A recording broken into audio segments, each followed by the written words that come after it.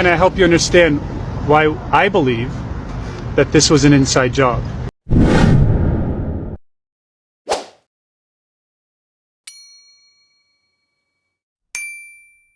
Hi lovelies, welcome back to another TikTok video. If you're new here, my name is Belinda Strona. Thank you so much for stopping by. Don't forget to please subscribe to this channel, turn on notifications so that anytime I upload videos, you will be the first person to be notified. And to my returning subscribers, thank you so much for all the love and support.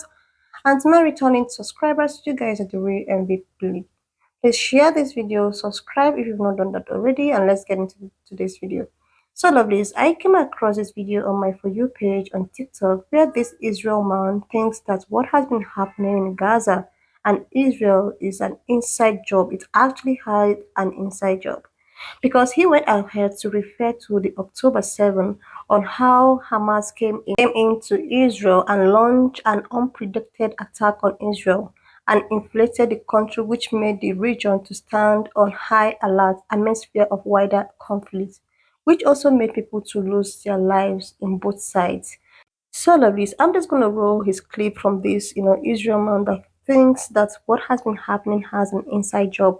This made him to come out to, share his reviews and his thoughts and all of that, and regarding to even how it all started from September and how, Israel started planning this ahead and all of that. Guys, just leave me your own thoughts in the comment section of what you think of this video, and do not forget that this page does not support any form of violence. We are just here for educational purposes, guys. All right lovelies, I'll be rolling the clip. By the end of this video, I'll be leaving my own thoughts. All right lovelies, let's get into the video. I want you to know before I start the video that what I'm about to say is very controversial. So if you don't have an open mind about what's going on in Israel right now, and you don't want to hear something that might rattle your preconceived notions a little bit, I suggest you turn off this video right now. I'll wait. Okay, if you're still with me, that shows that you're open to listening to some facts and a timeline that points to a very disturbing conclusion. This isn't a video I want to make, and it's something that pains me. I had a lot of inner dilemmas whether or not I should do this video, but I feel like nowadays truth and transparency is so important that I feel I should share it with you.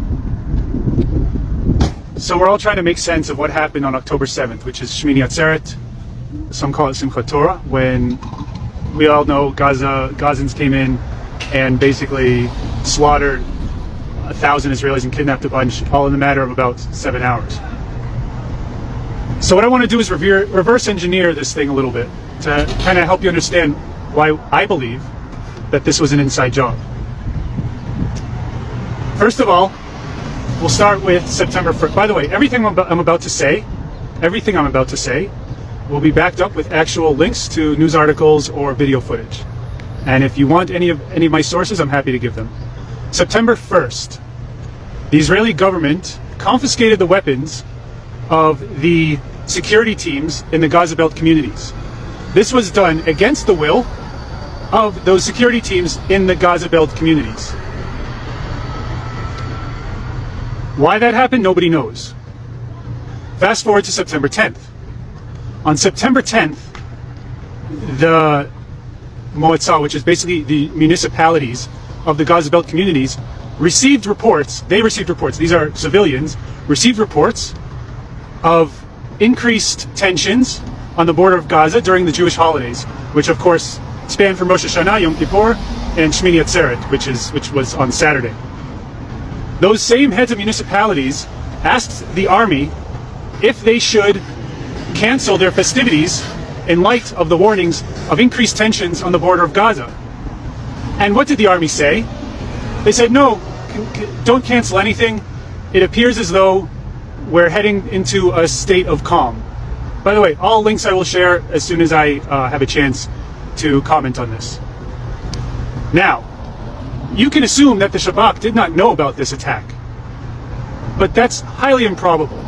I mean, Israel is probably the most advanced surveillance state in the world, and the Gaza border is probably the most heavily surveilled, and the Shabak, who somehow knew how about a guy who had corona in a toy store and tracked him all the way to a soccer stadium during the days of corona, somehow didn't know about this massive attack planned by thousands of random Gazans on pickup trucks and hang gliders? Are you serious? Are you really that stupid? Do you really believe that? Because if you do, I have a bridge to sell you. Anyways, so then there's the theory that they're called in Hebrew Tatzpitanot, which is basically the command and control center. These are the people, mostly females, who who's tasked with observing the Gaza border fence. And I say there's a theory that says that they were hacked, or that they conquered or that they blew it up before they could. They blew up the equipment that surveilled. Well, that's BS, because there's actual video footage that I'll also share with you of those same command control center operators reporting on the breach of the fence. The fence was breached in 15 different locations, and you want to tell me that the most highly advanced surveillance equipment on arguably any border in the world didn't pick that up, didn't report it? Well, they did, and it's documented. So don't believe that lie. Now, once thousands of Gazans on pickup trucks and hang gliders invaded Israel, which apparently nobody knew about, right? Okay, you believe that? Which apparently no one knew about. They had 7 hours to kill everyone in their path, completely destroy kibbutzim. Not only that, take hostages back to Gaza, unscathed, unopposed. Now, there are people who say, well, a bunch of battalions were moved from Gaza over to Judea and Samaria. First of all, that's BS. Second of all, okay, so what if they did? Do you know how long it takes an attack helicopter to get activated and blow up any one of those tractors or pickup trucks or hang gliders that invaded Israel? Less than 5 minutes. And I know all these things firsthand because I served on the Gaza border. Less than 5 minutes. It all could have been over. From 7:01 a.m. on October, 6th or 7th, on Saturday, I believe it was October 7th, it could have been it could have been a matter of 5 minutes before the whole thing was upended. And instead they had 7 hours, possibly 8, to conquer kibbutzim, kill thousands, and bring back hostages alive, unopposed. And there's many people that say, oh, well, this was just a breach. No, that's not a breach. I'm sorry, that's not a fucking breach. That's an inside job. And if it's not an inside job, well, then that's even worse. Because that means that the IDF is the most incompetent military that ever walked the face of the earth. And now we're supposed to trust these people to invade Gaza? They're calling up thousands of reservists to invade Gaza under the command of a military that A, didn't see this coming, and B, is too incompetent to react to a bunch of pickup trucks with AK-47s invading Israel? You tell me which outcome is worse. What's worse? That it was an inside job? Or that the Israeli army is really this incompetent? Which one is scarier? You tell me. You tell me if you trust this same military to send in thousands of incredible Jewish souls dying to fight for this land into Gaza. And no matter how high their morale is, and it's high, and these are brave warriors, but none of it matters if the people calling the shots are the same people who allowed the Gaza militia to invade Israel's borders, kill thousands, take back hostages completely unopposed. Like I said, this is not a video I wanted to do. This is not something, and oh, by the way, now America is coming with aid? Do you really think Israel needs American aid to fight Gaza? Gaza! Their most elite force, their air force is hang gliders, and their ground troops are pickup trucks. They don't even have a tank. And we need American aid Israel needs American aid to fight them? Are you fucking serious? You don't think that there's anything fishy going on here? You really trust the IDF to send in all these reservists into Gaza, the same people who A, didn't see this coming, or the alternative, which is much worse, They're so incompetent, they can't even handle a couple of pickup trucks and hang gliders invading their border, killing thousands and taking hostages for 7 hours, practically unopposed, and able to go back.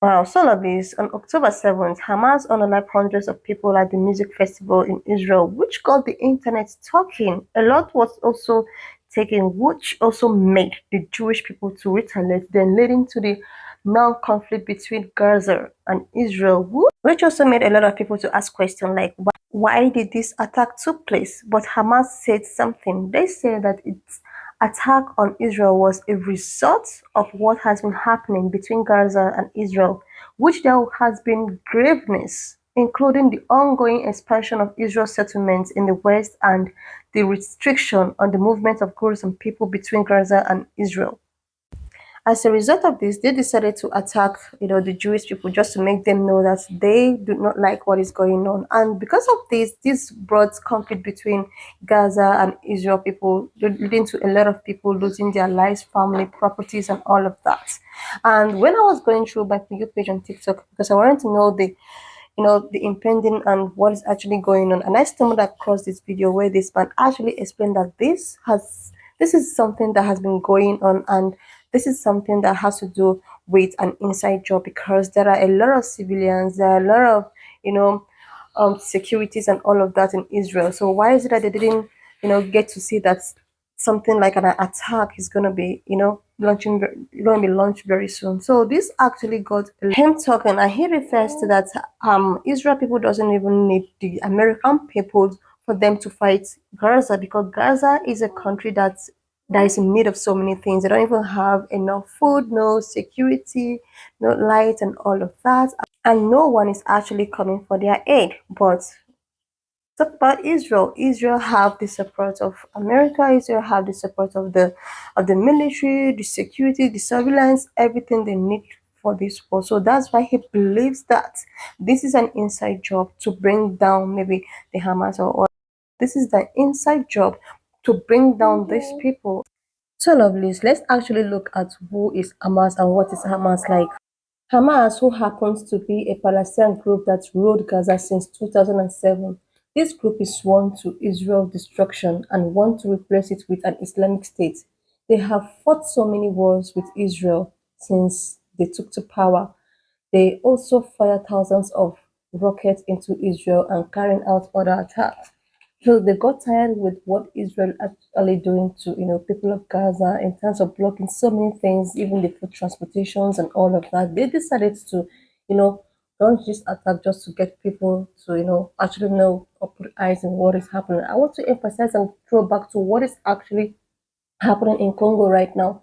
It was said that this 3 days to 4 days back, a man actually set himself on fire to actually get people to know what is happening in Congo. I am not disputing the fact that a lot of people lose their lives, and I am not supporting any form of violence, but there are some people that are so oppressed that they need to do something to get people to know that we are oppressed and we are tired of all this.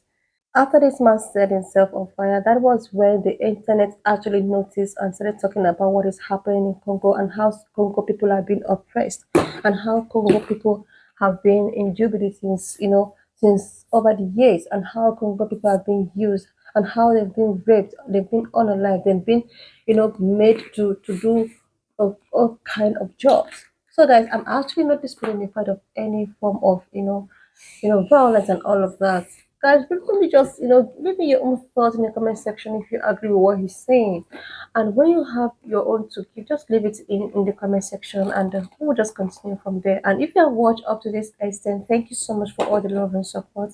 Don't forget to please, remember that this page does not support any form of violence. We are just here for educational purposes. Please share this video, subscribe to my channel if you've not done that already. Leave me your own thoughts in the comment section of what you think, and I will see you love this when I upload my next video. If you have watched up to this extent, thank you so much for all the love and support. Why not leaving your own thoughts in the comment section of what you think of this video? And also, if you've not subscribed up to this extent, oh my goodness, click on the subscription button, like, leave your comment in the section, and I will see you lovelies when I upload my next video.